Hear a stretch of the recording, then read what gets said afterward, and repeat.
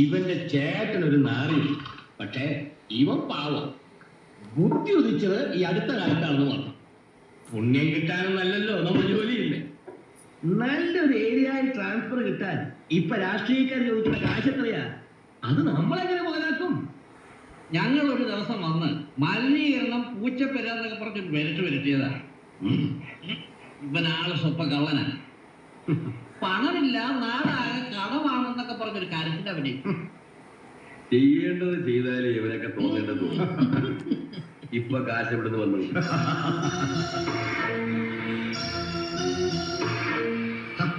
ഇതിനിടയ്ക്ക് താഴെ പോയിരുന്നു.